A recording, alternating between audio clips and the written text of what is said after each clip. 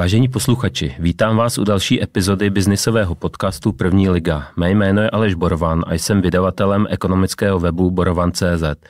Dnes tu vítám ředitele a spolumajitele jednoho z největších, nebo vlastně za poslední 2 roky největšího filmového distributora Cinemart, Marka Jeníčka. Marku, vítejte a díky moc za váš čas. Dobrý den, Aleši. Já vlastně, když jsem říkal, že jste největší nebo jeden z největších distributorů a projížděl jsem si v duchu ty vaše výroční zprávy a ty biznisové výkony, vy jste současně i vlastně jeden z největších filmových hráčů v české audiovizi vůbec, když to porovnáme čistě jenom za ta čísla obratu nebo tržeb. Jsou tady multiplexy, je tady Barrandov studio, je tady UPP a moc dalších velkých firm tady není, takže jeden z největších hráčů v české audiovizi, když to řeknu komplexně.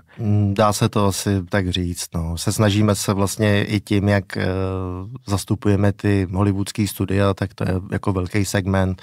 K tomu máme ty nezávislé filmy a pak poměrně hodně aktivní jsme teda, co se týká distribuce a koprodukce nebo případně i produkce českých a slovenských filmů.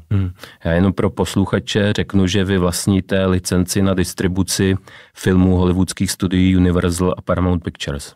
Ano. To jsou asi hlavní aktiva vaší firmy. Ano, a musíme si ještě říct, že máme vlastně pobočku na Slovensku. Já se k tomu ještě samozřejmě dostanu, těch aktivit máte víc. Já takhle na úvod vždycky trošku zabrousím do minulosti, protože mě přijde vždycky hodně zajímavý ten průběh té pracovní kariéry nebo vůbec, jak se ty lidi ke své práci dostali. A vy jste, jak jsem zjistil podle vašeho LinkedIn profilu, vystudoval ČVUT. Ostatně stejnou školu vystudoval i můj předchozí host v první lize, ředitel Primy Marek Singer, taky ČVUT. To mě fascinuje, že tato škola nám chrlí špičkové audiovizuální manažery. Jak vy jste se od ČVUT dostal do filmové branže? No, je to docela zajímavý, ale vlastně já už po ukončení průmyslové školy strojní v Betlémské ulici jsem vlastně, než jsem nastoupil na vysokou školu, tak jsem asi 3 měsíce pracoval u filmu. Jako brigáda? Jako brigáda a to nejdřív jako komparzista a potom jsem pracoval pro agenturu Cine Jazzy, myslím, která zajišťovala komparzy na filmy, takže jsem pomáhal s koordinací. Tehdy jeden z největších filmů Miro Vošťar to produkoval, to byl Tanec pro Boha, německý film, který se natáčel tehdy v postaveném městečku na Ořechu středověkým, tak mě to zaujalo a říkal jsem si, že když jsem tak pozoroval Miro Vošťák, jsem si říkal, že třeba by mě bavilo být producentem. Takže vlastně na začátku byla nějaká náhoda, ale pokud vás to chytilo a nepustilo. Nepustilo, měl jsem tehdy nabídky nějak zůstat a působit dál, ale byl jsem jako rozhodnutý vlastně udělat vysokou školu. Dobře, to byla brigáda, ale do toho velkého biznisu jste se dostal jak? To byla víceméně náhoda, protože já jsem, když jsem dokončil školu, tak jsem byl rok v Austrálii a když jsem se vrátil, tak jsem nastoupil do banky. Do které? No, byla to vlastně ČSOB Leasing, kde jsem pracoval chvíli a pak kamarád, který měnil pracovní pozici a byl vlastně zaměstnancem Bonton filmu, tak mě vlastně dal nabídku, jestli tam nechci jít pracovat a jsem se zúčastnil takového mini konkurzu a byl jsem přijatý. A pokud jste stoupal v hierarchii Bonton filmu, k tomu já se ještě dostanu. Vy jste v současné době CEO Cinemartu, jak už jsem řekl, což je dlouhé roky největší nebo jeden z největších filmových distributorů v Česku. Je dobré připomenout, že Cinemart byl vlastně původně malý artový distributor, kdysi dávno před lety. V jeho představenstvu byl třeba Zdeněk Svěrák nebo Jan Jíra. Klíčové pro dnešní podobu a velikost firmy byl příchod váš a kolegy Aleše Danielise v roce 2012 a získání licencí na distribuci filmů, jak jsem řekl, studií Universal a Paramount Picture. Je to tak? To určitě jo, ale tak Cinemart i vlastně v předchozích letech, ono třeba se tak neví, ale byl třeba jako producentem filmů, jako je Kolia. A hlavně díky panu Jírovi, který se o to hodně zasloužil a staral, tak byl hodně aktivní v distribuci těch velkých českých filmech a nebo případně jako koproducent. A je pravda, že Vlastně Cinemark předtím se zaměřoval spíš na ty menší český filmy, potom v té fázi, než jsme tam přišli a především nezávislý skandinávský. Vlastně když zastupujete ty studia, tak vám to dává nějakou jistotu a sílu na trhu, protože to jsou dlouhodobý kontrakty, které se obnovujou a máte nějaký přísun kvalitního většinou kontentu a když těch studií máte ještě víc, tak tam vlastně se dost často stává, že některý studio má třeba 1 rok slabší, ale tak ho dokáže nahradit na další studia. A ona z hlediska i těch studií vlastně pro ty trhy menší, jako je třeba Česká republika nebo Slovensko, tak je i výhodnější, když ten distributor zastupuje těch studií víc. Můžete připomenout, za jakých okolností vlastně nastal váš přechod z Bonton Filmu do Cinemartu? Vy jste odcházeli s kolegou Danielisem z Bonton Filmu, když vlastně o rok dřív byl tento koupen velkou mediální společností CME. Bylo to tak, že majitel Cinemartu Aleš Tříska vám nabídnul podíly ve firmě za získání těchto hollywoodských licencí? No to bylo spíš tak přirozený, protože my vlastně po roce práce v tom Bonton Filmu pod novým vedením jsme si tak nějak řekli, že v korporaci, že asi to není úplně pro nás to pravé ořechové. Říkal jsem si, že je takovej vlastně i pro mě čas, že pokud chci zkusit něco sám a znovu úplně svého nebo nového, tak je vlastně čas to zkusit nyní a ty představy byly takový, jako že se budeme podílet na distribuci, případně i na produkci nebo koprodukci českých filmů a možná, že budeme zastupovat některý ty nezávislý třeba přeprodejce vlastně filmů a uvádět je v Čechách a na Slovensku. Takže samozřejmě jakoby ten cíl získat nějaké studio, to určitě tam byl. A jak jste se teda dostali nebo dali dohromady s panem Třískou? Pan Tříska, to byla taková schoda vlastně okolností, lidé z oboru to ví, pan Danielis i vlastně pracoval s panem Třískou, protože Bonton vlastně si získal Lucerna film, takže ten se pouze dříve to byla ústřední půjčovna filmu, takže vlastně na té národní vždycky ty filmaři sídlili tam dodnes, konec konců v suterénu je i kino Ewald. Takže to byla taková přirozená cesta. I pan profesor Tříska v té době hledal vlastně, co se Cinemartem dál.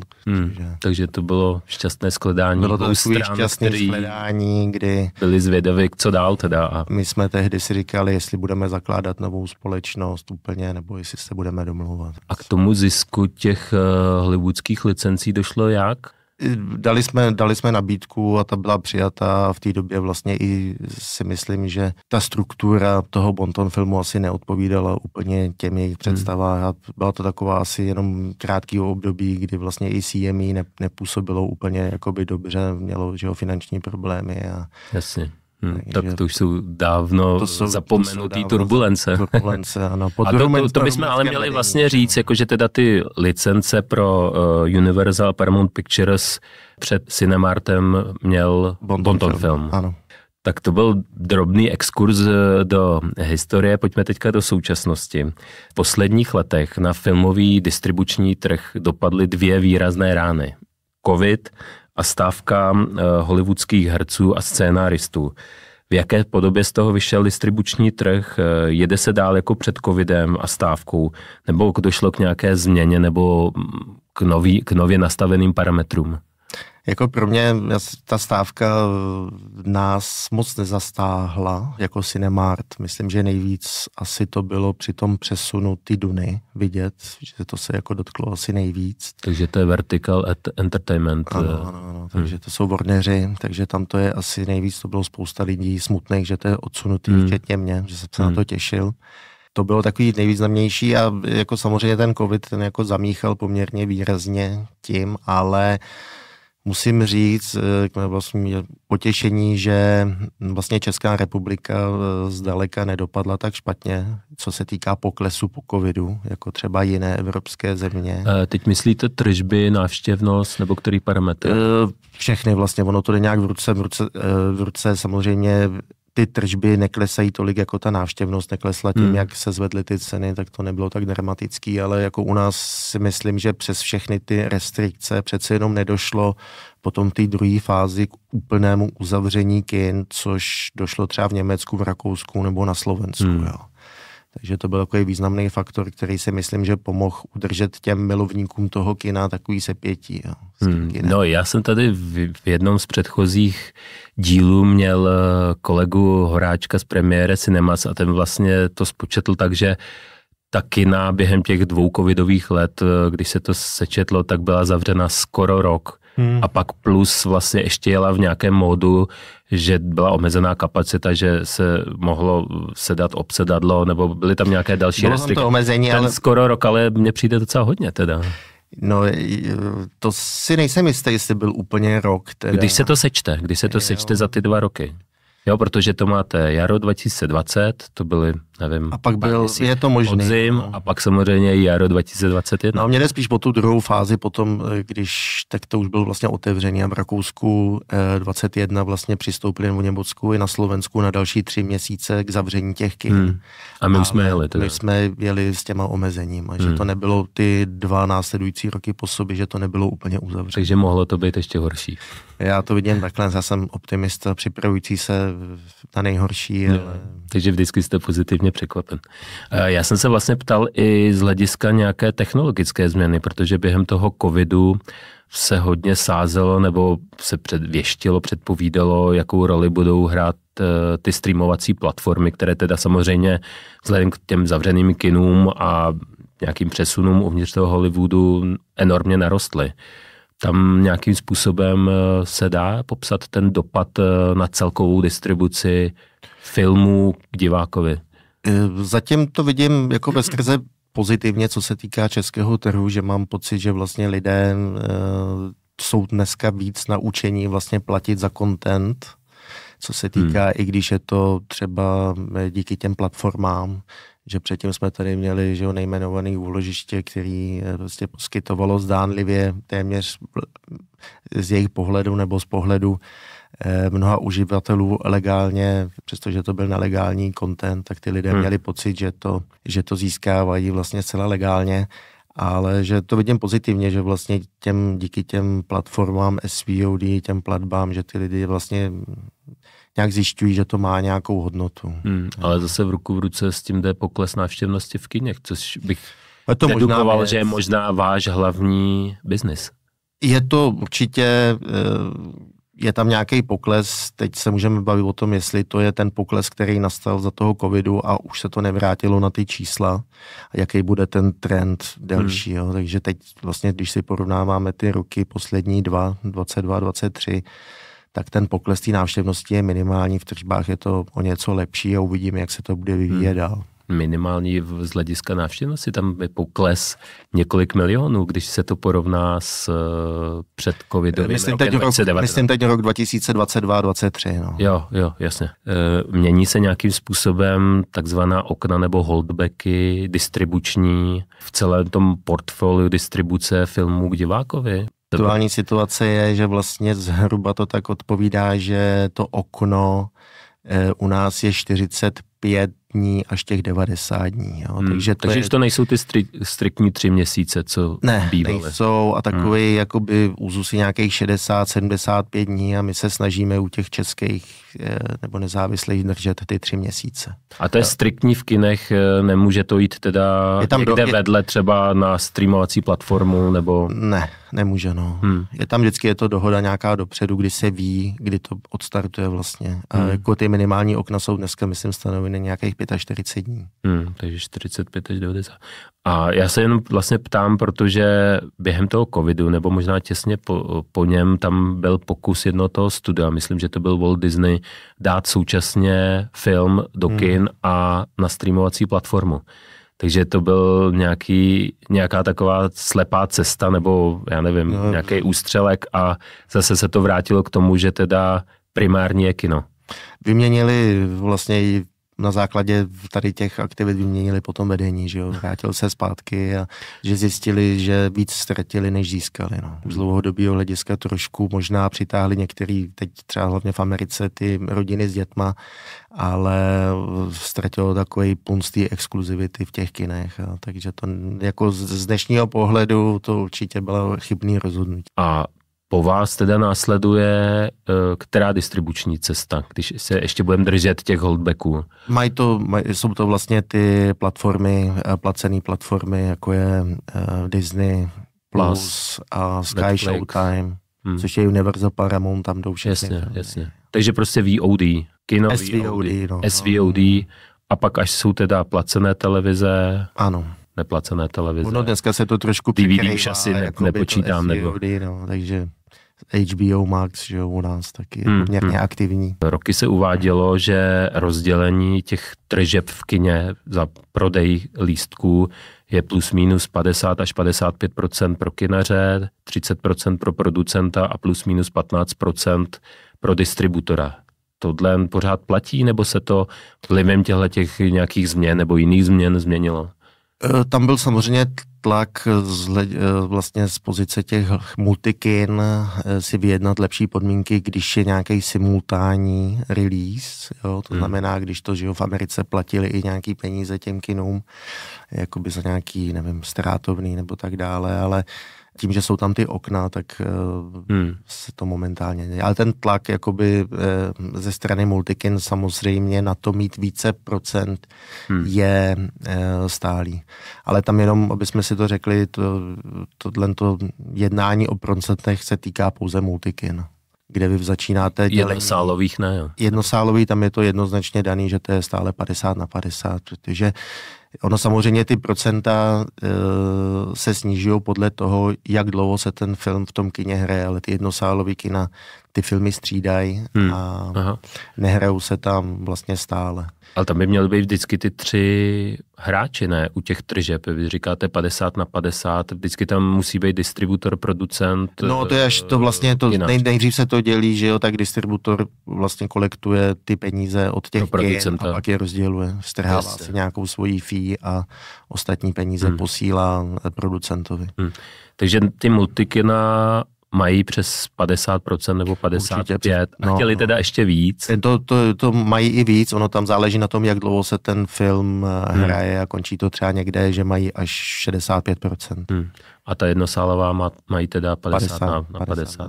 Ty uplynulé 4 roky se nesly ve znamení nástupu streamovací platform.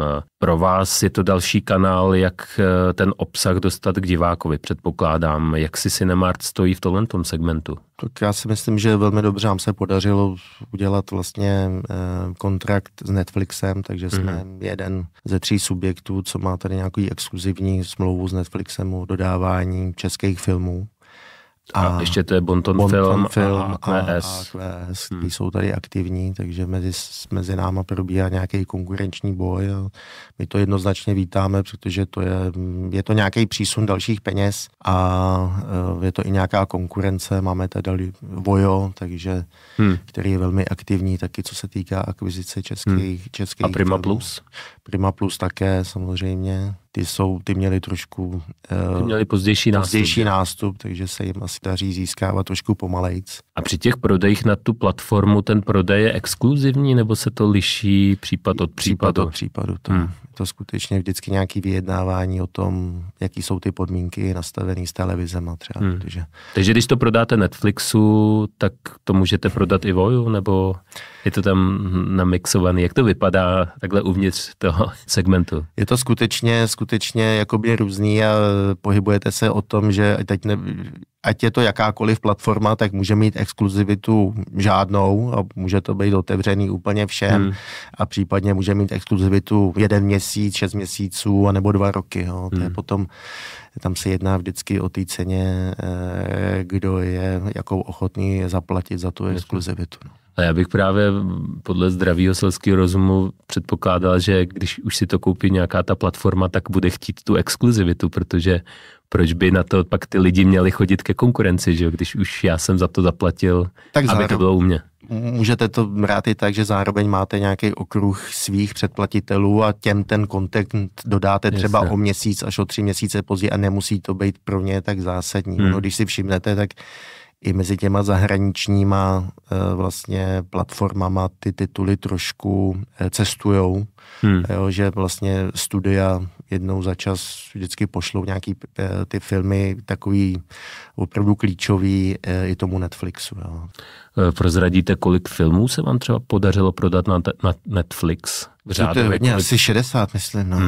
To je docela hodně. Teda. A to jsou české filmy, aby jsme to jakoby upřesnili, protože ty hollywoodský tam logicky nemůžete prodávat. Netflix v České republice má zájem o akvizici pouze lokálních titulů. A třeba víte, který ten titul tam byl nejúspěšnější, nebo říká vám Netflix nějaká čísla ohledně, nevím, přehrání, nebo nějakou metriku, podle kterého by posoudil ten byl úspěšný a ten zrovna zase ne.